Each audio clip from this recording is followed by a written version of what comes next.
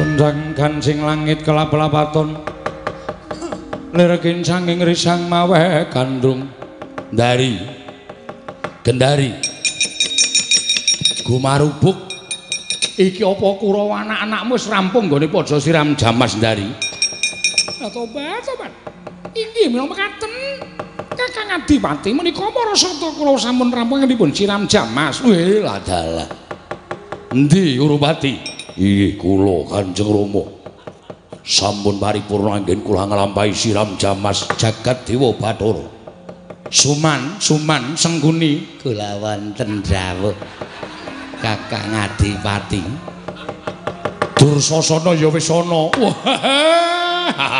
cencang dingkut kruncal-kruncal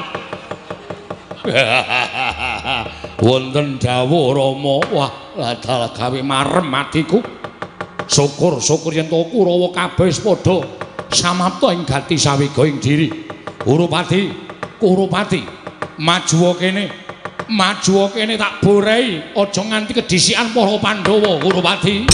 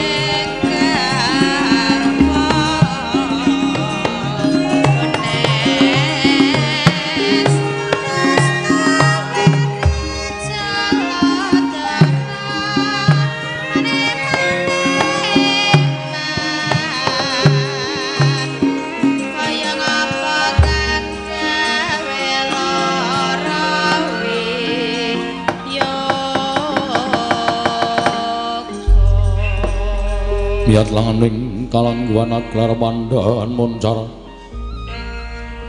tinon lir kekonang samsara tetan padang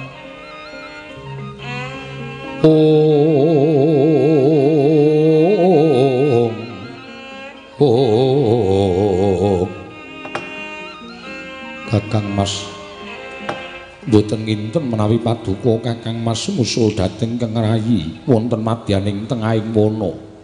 Wah, Permadi wonten dawuh Kakang Mas. Sejatine ora duwe niat nusul Harwadi kulanang.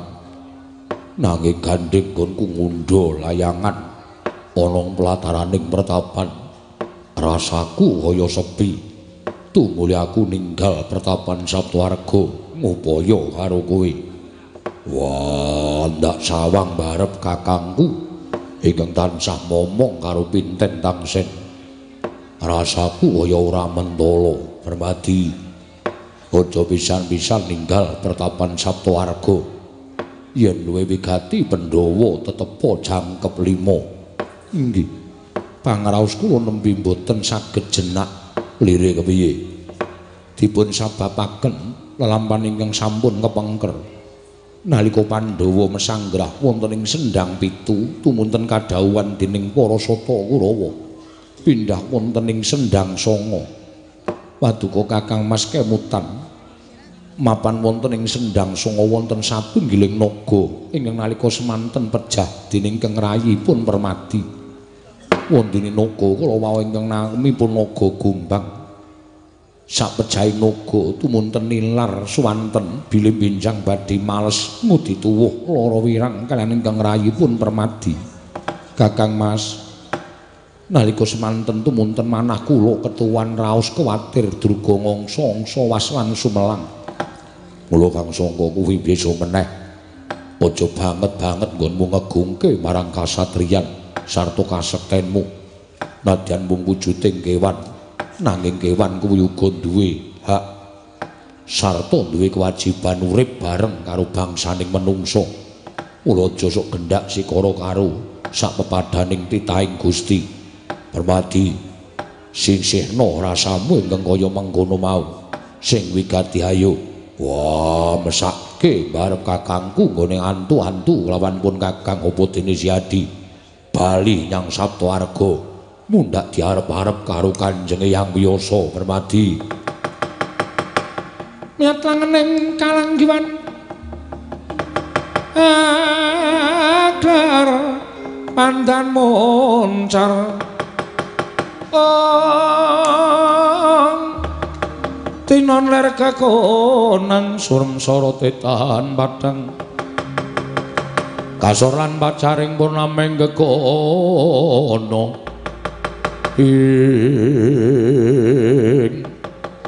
Dereng ngantos jemangkah Sang Bratasena Sang Permadi.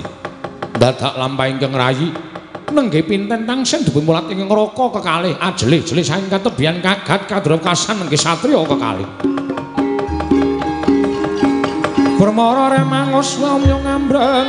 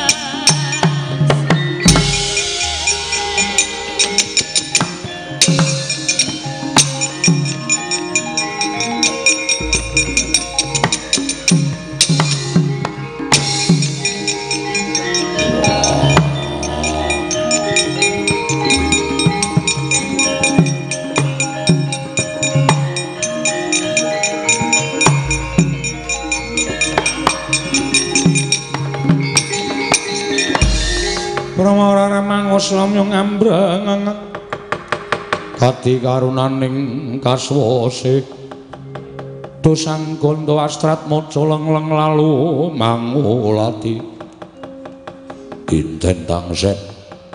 Wah, melayu. Nganti kaya ngono wujudmu. Adikku diadikku bocah bagus. Dinten Tangsen neneng ngopo? Ndara enten apa lah kok mlajar-mlajar. Nuwun sewu Kakang Mas. Kula nampi dawuh timbalanipun Kanjeng Hyang Wiyasa ing Saptawarga. Bilih Kakang Mas kekalih sumados sakmangke kadhawuhan kondur daya-daya kondur wonten ing pertapan Saptawarga. Ana apa Yayi Dimas kadangipun Kakang? Teka sumengko kang dadi lakumu. Nalika semanten nedengipun sak pejagong kaliyan Kakang Mas Pambayun. Inggih Kakang Mas Puntadewa. Dumadakan rawuhipun Kakang Mas Kurupati lan sak kurawanipun. Nalika semanten mula sara dhateng Kanjeng Hyang satemah angrebat Lengatala ing mapan wonten ing inggih menika kancing gelungipun Kanjeng Hyang Wiyasa Kakang Mas. Wah, Kurupati.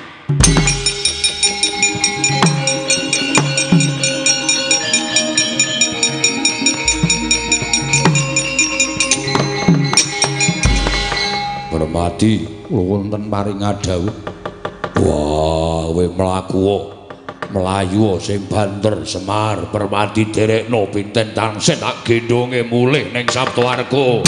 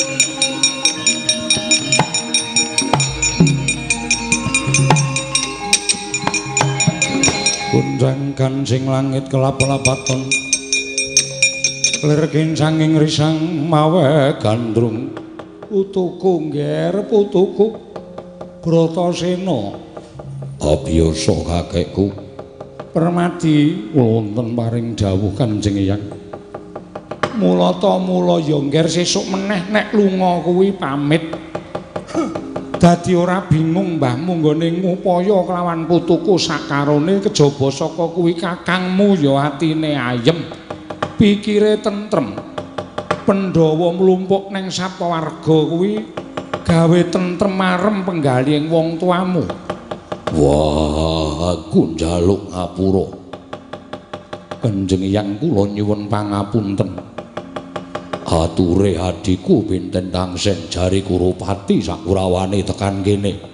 Iya pancen bener. Kurupati tak siya karo kakek abiyasa.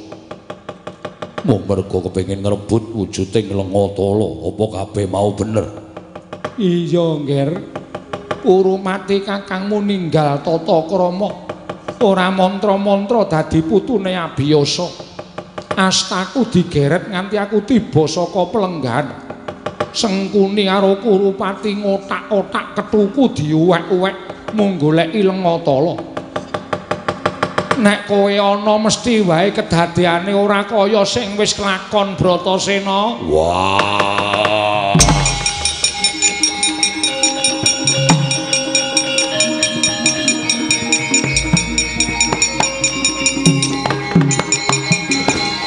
Lilanono dina iki aku tak barang ngamuk nang Ngastina. Kanjeng Hyang Lilanono kula nderekaken Kakang Mas Bratasena. Kosek ora prayoga ya. Yen to Pandhawa bakal barang ngamuk nang Ngastina, aku percaya marang kekuwataning Bratasena putuku cah bagus. Ning dudu kuwi kareping Pontiyak. Kowe kena sowan ning Ngastina nanging mung mligi kudu isa nggawa bali wujuding Lengatala. Wah, monggo wis diagawa dening Kurupati. Kudu nganggo cara ingkang rungsit lan rumpil aja nganti kawistara. Kakang Semar duwe iguh apa? Piye Petruk? Pun nek kalih kula beres penemban. Mengke Pandhawa 5, Ndara Puntadewa, Ndara Bratasena, Ndara Permadi, Ndara Nekulasdewa sowan teng Astina. Ning ngangkah supaya Kurawa mboten wonten. Ngono Petruk nggih. Mengke nek Kurawa mboten wonten, Pandhawa gangsal menika sowan kersaning Sang Begawan Abiyasa. Nuwun sewu, Sang Begawan Abiyasa menika nuwun sewu kaya Jafar. Lho. Tegese piye tunanetra? Tegesipun mboten sumerep. Ning Dastarata kuwi ora nate pisah karo Gendari. Sing dadi mripate anakku Dastarata kuwi Gendari bojone. Gong, engko tekan Ngastina kuwi langsung mepet Ndara Gendari. Siap. Mepet to? Heeh. Engko nek kurang mepet kowe omong ya tak pepet kene. Wong anggere kon mepet kok senenge Raja Majapahit. Pokoke pepet diweden-wedeni aja nganti paring pangandikan. Pokoke nek arep omong langsung tok atungi kepel apa? Engko tak atungane kok. Piye? Engko nek arep omong tak atungane kuwi. Kepel. Kudu. Lho. Ha apa? Wis pokoke manut aku kok. Engko anggere tak tungke tak. Terus merem Gendari kok. Ora sembrono lho. Tenan iki serius. Ha mengko nek Ndara Dastarata kuwi ndangu sapa sing teka Gendari? Aku sing wangsulan. Kowe iso nyuwara wedok apa? Iso. Engko nek aku wangsulan atobat. Menika ingkang putrapun Kurupati. Engko Ndara Bratasena maju. Engko nek Ndara Dastarata paring dawuh, iki Kurupati, aku tak nyuwara Ndara Kurupati. Inggih Kanjeng Rama. Engko nek didangu iki sapa? Ndara Permadi maju, aku tak nyuwara Ndara Dursasana. Ya. Kula Rama. Wangun to, Gong. Persis e. Cangkemmu iki sapa, Ndra? Cangkemmu kuwi kok sono. Engko nek Ndara Nekulasdewa maju aku tak niru-niru Ndara Citraksa-Citraksi. Nek kula Kanjeng Rama. Oh wis beres. Ngaten penemban, kinten masuk mboten nggih bertekel kula. Masuk Petruk. Dados tak tuntang gendang-gendang. Petruk, iki ora wancine Gojek. Iki serius iki. Aku pun mepet Ndara Gendari, Wah, Petruk. Kaya-kaya penemumu klebu ing akal. Ponokawan Petruk. Yen to pancen mengkono Kanjeng Hyang kula kinten menika sampun satrepipun. Permadi, apa ora jeneng apus-apus karo wong tuwa? Wah, lah iki sing marai randat iki. Niki ngapusi ning supaya amrih becike. Nadyan amrih becik wong ngapusi kuwi dosa Petruk. Tak sanggane. Ming dosa ya. Cangkeme. Tak sanggane. Apa? Ning ngarepe piyayi kok ngomong bengok-bengok kaya ora diatur cocote. Niku ya dosa. Ngendika ngoten niku ya dosa.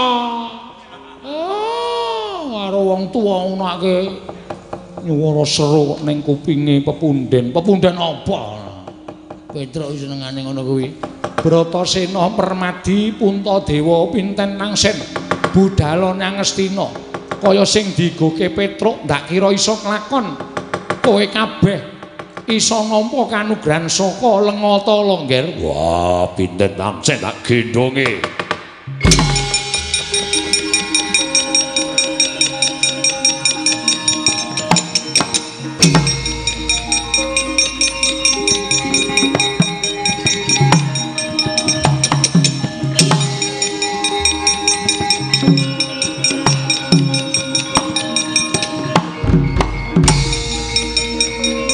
Ayo, Kong. Ya.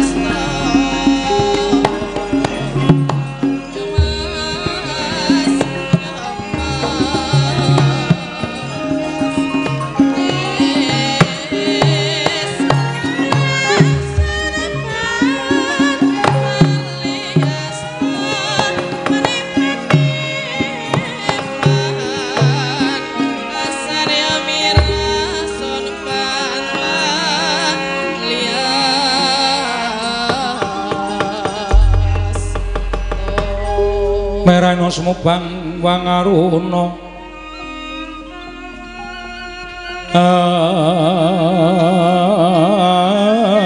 tinetraning uga rapuh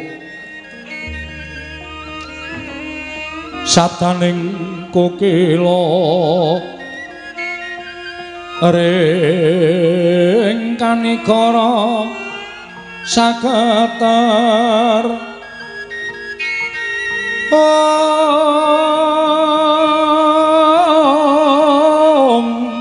kene donga engkong lir wuwu sing pine panca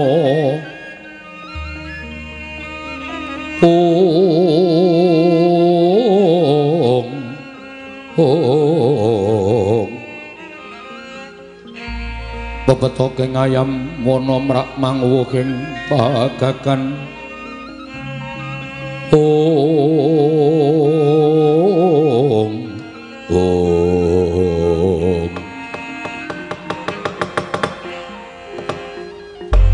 jagat dewa bathara jagat pangestu Rupati kula wonten paring dawuh Rama astaning pun Rama mbok wenehi wujudan iki yen tak grayang kaya gendhaga jumbo kaliyan ngendikanipun Paduka Kanjeng Rama supados kula sowan Kanjeng Hyang Abiyasa nyuwun gendhaga isih lenga tala inggih lisah tala Rama menika ingkang winastan gendhaga ingkang isinipun lisah tala ingkang sakmangke dados sarana ingkang putra pun Kurupati menika madal sairing pusaka kosek kowe tak utus ning Saptawarga ingkang wigatine nyuwun lenga tala kelawan eyangmu Wiyasa mara coba saiki tak takoni kowe matura ingkang prasaja nggih nggonmu nyuwun lenga tala iki mau apa kanthi sarana mbeksa apa pancen eyangmu maringake kanthi ikhlas nyuwun pangapunten Kakang Adipati kula ingkang dados paseksenipun nyuwun sewu lisah tala menika kaparingaken dhateng ingkang putra pun Anggir Kurupati menika kanthi ikhlas lair lan batosipun mujudaken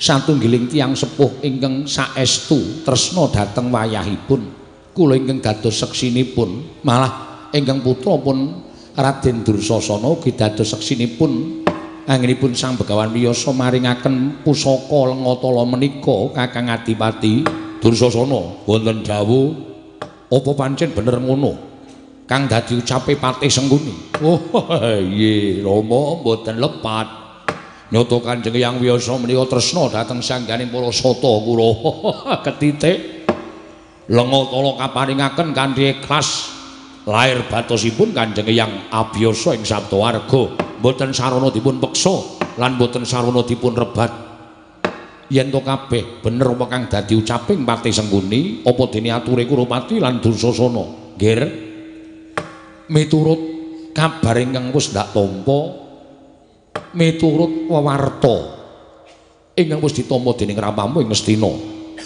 saya gedhe dayane Lengatala lamun sira kabeh para sata Kurawa lan anak-anakku aja nganti kelepetan ing dedosan aja nganti kelepetan ing dedosan mula sesuciya lahir lan batinmu jaranipun kados pundi saben Kurawa siji kudu sesuci tirta pitung jembangan Hermawar supaya sak mengko bisa ilang sukertamu kang mangkono yen ndak burehi wujuding Lengatala saya wimbuh kekuatan Lengatala ing tumanduk marang angganing anak-anakku para sata Kurawa Jumangkah Anggra sesumbar Lindhu bumi konjeng kumaluduk Guntur ketup lumembak penyu kang kumambang Dosang Wisnu Bathara kang anjok saking wiyadi lajeng pareng paduka anggenipun para sata Kurawa putra paduka nglampahi siram jamas Hermawar pitung jembangan aja nganti karonden wektu mara gage dina iki padha budhal supaya nyawisake apa ingkang dadi wigatine sarta mengko sakwise padha siram jamas ngadepa ramamu siji mbaka siji Kurawa 100 bakal tak borehi Lengatala nggih Kurupati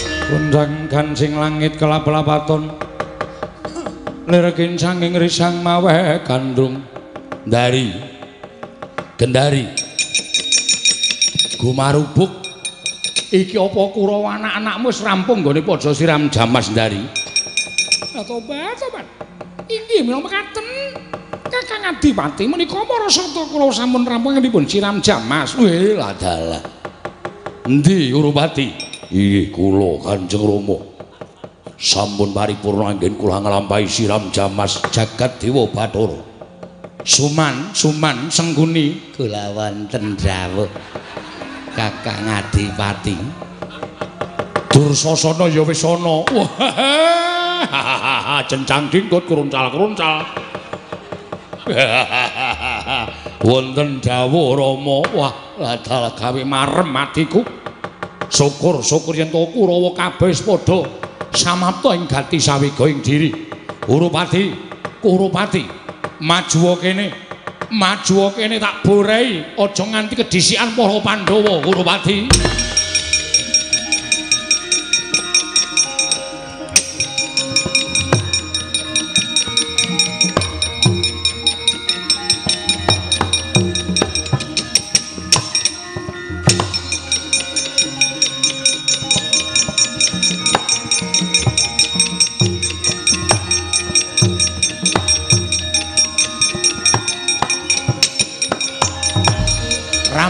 Nyomborai ing cipta Sang Dastarata amborai ingkang putra Raden Kurupati parandening mangke ingkang majeng sangajenging nata ing Astina tanastris kejawi namung Raden Bratasena. Nadyan katone wis rampit parandening mangke tansih wonten ingkang kekilapan wentis ingkang dereng dipun borai dening Sang Dastarata parandene pangaraos sampun rata sarandunging angga.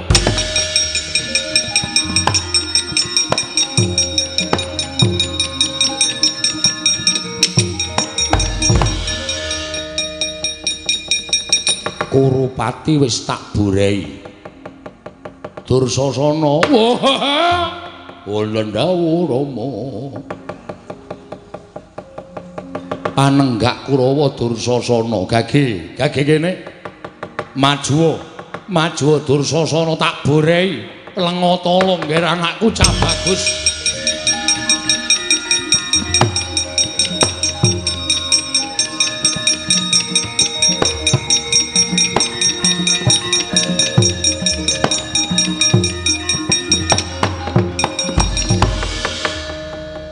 Ing batos Sambora ingkang putra Sang Dursasana parandening mangke ingkang den borai nengge pambayuning Pandhawa Prak Raden Puntadewa Waraden sarandunging hangga.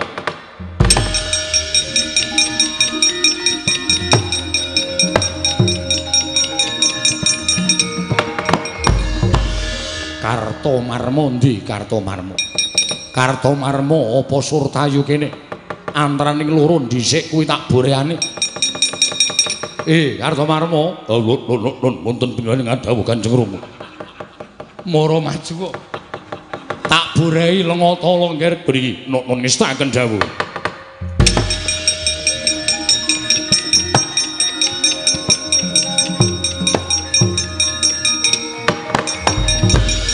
Rampit Sang Kartomarma den borai parandening mangke jatosipun ingkang den borai Sang Permadi. Kurawa wis akeh sing padha tak borai, lenga tala isih katon akeh. Lah anakku sik kembar Citraksa-Citraksi. Wonten dawuh Kanjeng Rama. Maju kene nggir. Citraksa-Citraksi mara tak borai lenga tala.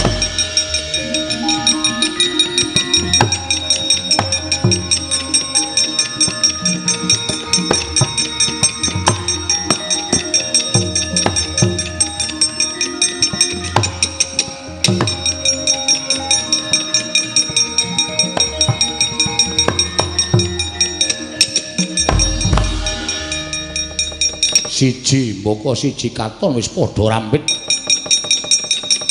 Ana sing isih kurang apa ora? Merga pun Rama ora ngitung cacahe anakku ingkang banget akeh ya kuwi 100. Yen isih ana ingkang durung tak borai mara gage matur. Kocap kacarita nalika semanten.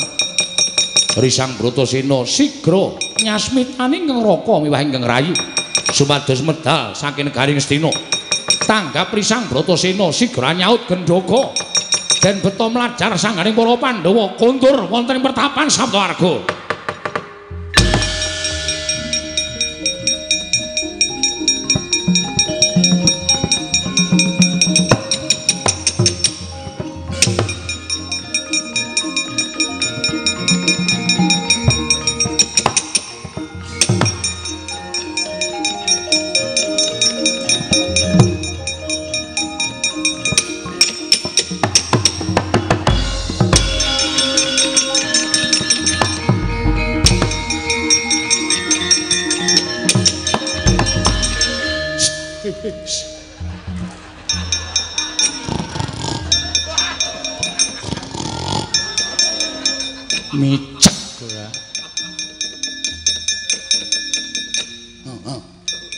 Tak pejet nek omong.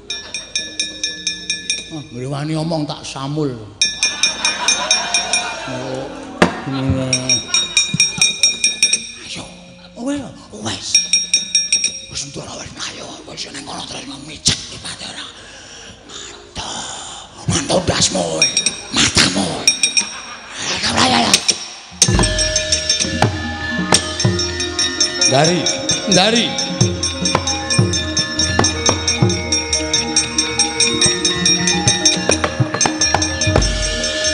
Dari. Wonten paring ada kok. Kemersek ana wong nyuwara ora seru iki sapa? Batobat Kang Adipati. Sawa kalamatan Diagung Pangaksami. Ingkang paduka Bodhahi Lengatara menika kala wau boten ingkang putra Kurawa. Lho, kok sik. Lah jaremu kowe mau ngandhakake nek sing sowan mau Kurawa, Batobat ingkang nyuwanten menika kala wau Petra, ingkang sowan menika para Pandhawa. Wah, mati aku piye iki? Dari kok goblok menawa. Nyuwun pangapunten Kang.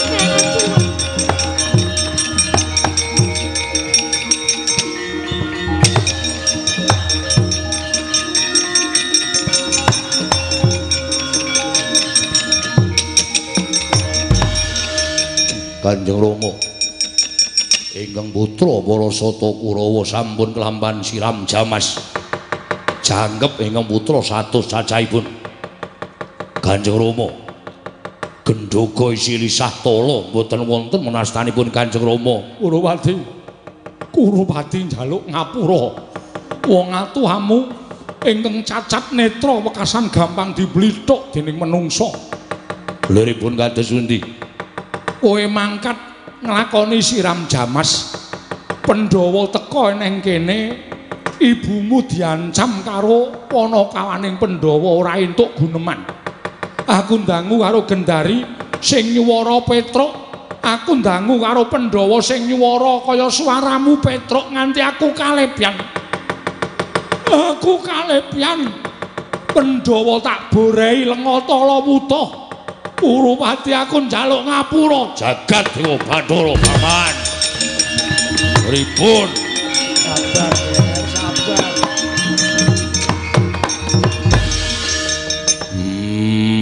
Ling golek Lengatara rekoso. Ewadene ming direbut dening para Pandhawa. Kula ora nrimakake kula. Aja kuwatir. Iki lho. Isih ana sawetara ingkang kememplek ana ing tlapakaning pun Rama kene tak ratake sak awakmu Kurupati.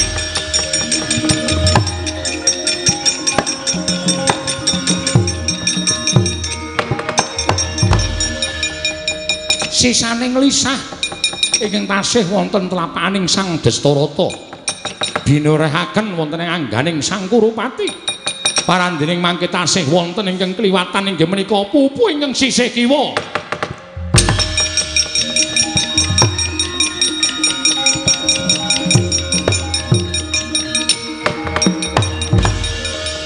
Nanging sedaya kadang-kadang kula Kurawa mboten saged nampi dayaning lisah tala.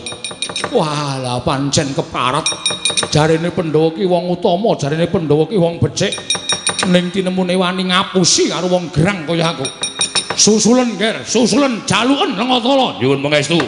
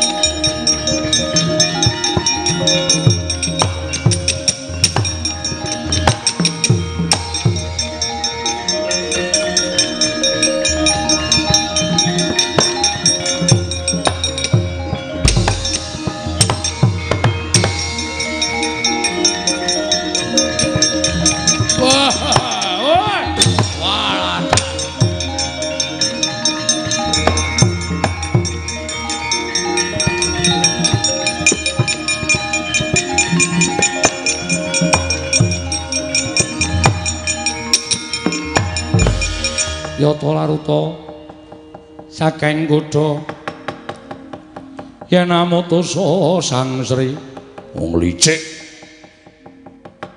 wong ora duwe watak satriya Werkudara kowe nyolong Lengatala sing nyolong dapurmu lho kowe nantang perkara karo kadangmu tuwa wah ngendi papane wong neter kadigdayan cobane kekuatanmu Werkudara Bratasena sabar ya nggir sabar Kurupati sabar wong ki yen tumindake ora becik mesti undu-unduane ya sarwa ora apik wong yen tandurane apik undu-unduane ya sarwa migunani contone ya kaya sing mbok lakoni Kurupati kowe ngrebut Lengatala sarana kowe nganti gawe sengsarane yangmu ing Saptawarga mula wis bener lan wis bener lamun apa kang mbok tindakake mau entuk piwales saka putu-putuku Pandhawa rasa ngumyang butuhe Gendhoga isi Lengatala tak jaluk entuk apa ora wah wong ora ndetata dugangi cangkemmu tobat nyuwun mangan punten dapurmu kowe ngopo e kowe iki apa? Aduh.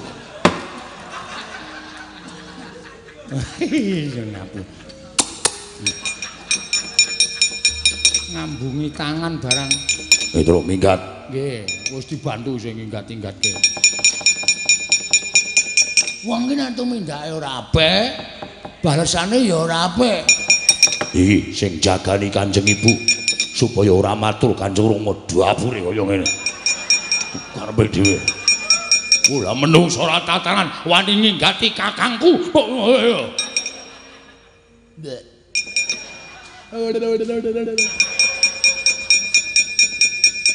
Mangkel banget lho kae kok. Mangkel banget. Terus cangkem kowe mangkel banget to kae. Wose tak jaluk. Wah, langka ana badange Bratasena. Dikira aku wedi karo kowe. Ayo jandon karo aku. Akeh abiyasa lilana tak ajare kanggo Kurupati. Wis aja padha regejegan. Aku kudu madeg dadi wong tuwa sing adil. Kurupati Pandhawa, Kurupati Dursasana lan sakurawane kabeh tinimbangane Gendhoga iki dadi rebutan. Isi Lengatala iki bakal tak bandhemke. Sapa sing dhisik iso ngoyak ya kuwi ingkang duweni Lengatala, Ngger.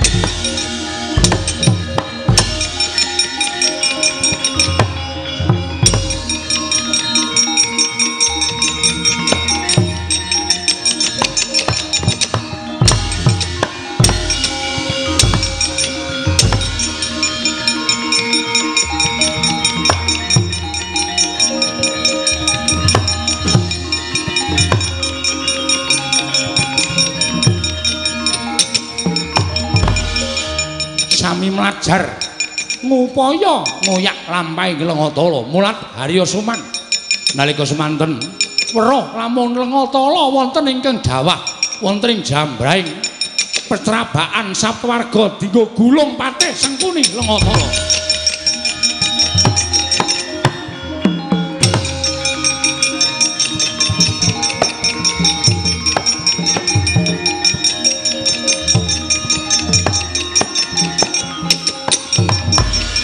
Rata sarandunge ngawak parandening mangke dereng tasih wonten ingkang kliwatan inggih menika wonten ing Wadidang ewadene para penonton dereng dong menapa to tegesipun Wadidang inggih menika wonten ing Medi Cantaka Parandene mangke dereng wonten ingkang pana babakan Medi Cantaka. Wonten angganing Patih Sengkuni ingkang dereng kelepetan Lengatala inggih menika mapan wonten ing Silit.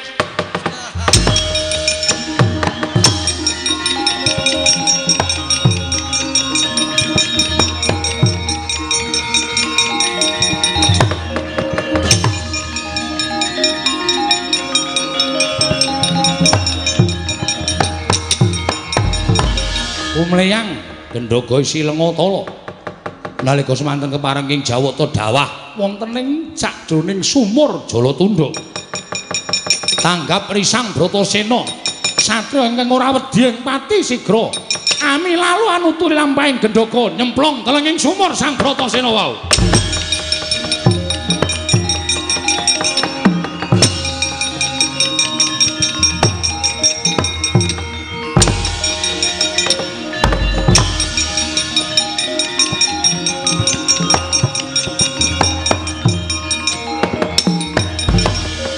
Nyemplung telenging sumur sang Bratasena nututi lampahing Gendhaga isi Lengatala. Kacarita kocap ujaring pacar para pujangga timbuling risang Bratasena lamun wonten lelampahan bondan sabab paksa jandu.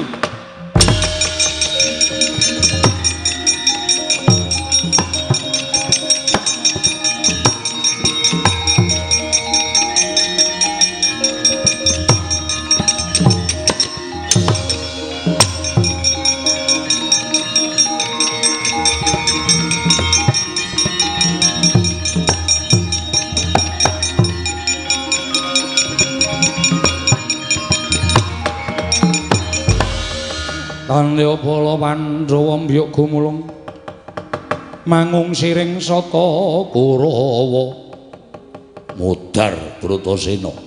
Oh cah edan. Gendhaga nyemplung sumur kok tututi nyemplung sumur. Nglalu wong digdaya ning goblok. Wah wis ora bakal iso nglawat. Mesti bakal tekaning pati. Pun mboten sah dipun arep-arep mati ya luwih apik becik utawa luwih prayoga upama isih urip saenipun benjang menapa dipun jangka patine pokoke Pandhawa aja nganti urip Pandhawa aja nganti waras Pandhawa aja nganti tentrem menika kedah dipun jangka nggih ora bakal kendhat nggon bantah jangka patine para Pandhawa.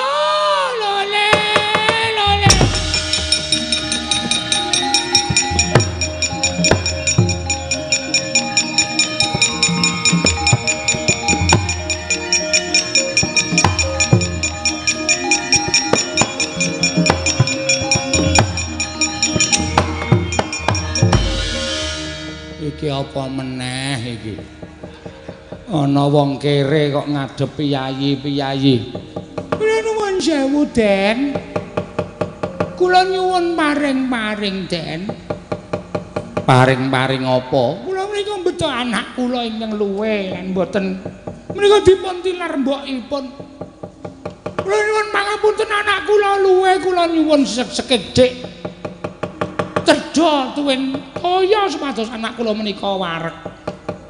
Nuwun sewu panjenengan menika priyayi-priyayi saking pundi? Iki putra Ngastina, putra Nalindra, anak Mas Kurupati, anak Mas Dursasana, aku Patih Ngastina, Patih Sengkuni. Kowe sapa? Nami kula pun Kumbayana. Kumbayana inggih kula saking negari ngatas angin. Lah kok sami mapan wonten telenging wana? Sami angok-angok wonten telenging sumur menika wonten menapa? Anak Mas Kurupati mbujung lakuning Gendhaga isi Lengatala. Lajeng keparengipun isi Lengatala ning Gendhaga isi Lengatala nyemplung telenging sumur, ora ana ingkang wani njegur telenging sumur. Mung Raden Bratasena ingkang jegur telenging sumur ning tak kira wis tekaning pati wong ora iso munggah meneh sarta mboyong Gendhaga isi Lengatala. Ndarake bingung para putra-putra Ngastina Kumbayana. Nuwun sewu, anak ratu kok goblok. Cangkeme sing apik. Kowe iki mengkere kok ngunekke anak ratu. wujudipun gendhoking mantel king sumur menika kula nuwun sewu. Mboten nama pamer, mboten nama umuk. Kula saged. Aja mung kandhek ana ing pangucap ning kababaro dadi pakarti. Kula saged. Namung mangke menawi gendhoga menika saged minggah lan saged kula beta wonten ing daratan mboten kenging sedaya menika handarbeni wujuding gendhoga Lengatala. Menika dados darbekipun Kumbayana. Kuwi duweke ya begawan abiyasa. Ora urusan karo abiyasa, ora urusan karo kethek nyuling. Wah, ngecetusi ya. Wah. Ora peduli karo setan gundul. Lah ngece Lopez.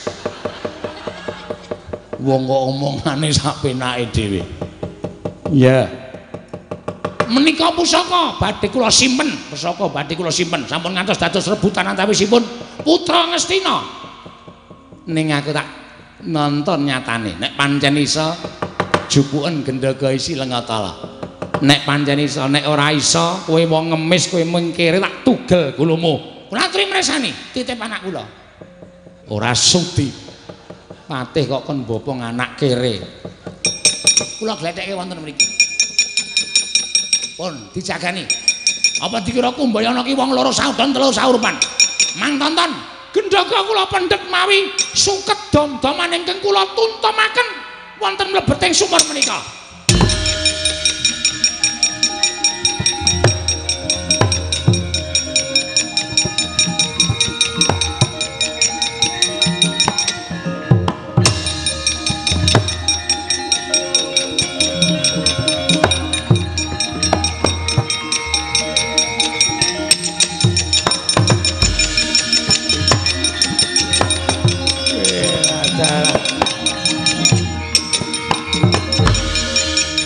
Satur kula mboten wonten ing kekedan duweni wujuding gendhoga isi Lengatala. Menika darbeking Kumbayana.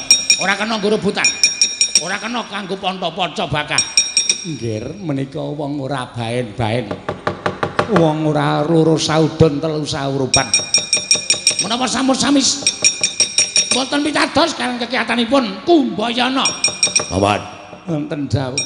Diaturke Kanjeng Rama digoleki derajat pangkat kasektene men iso didum karo para Sata Kurawa. Ayo Kumbayana, kowe tak aturke Ratu Ngastina men entuk derajat pangkat men entuk papan sing murwat karo kasektenmu Kumbayana.